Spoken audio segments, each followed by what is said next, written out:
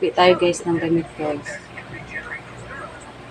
Mga iba kasi guys, pag hindi na ano yung damit na ayos, no, hindi na natin nakikita.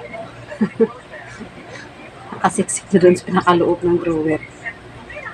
Ito, pag mga damit kasi dito, ano, hindi natin masusuot kasi minsan, yung mga madalas natin sinusuot, araw-araw na lang nabalik-balik natin suot. Kaya pinaglalabas ko na guys yung mga nakatago doon sa drawer. Ayan, ah. Ano pa to? Diba? Puti guys ay sinipag ako ngayon na magpupi.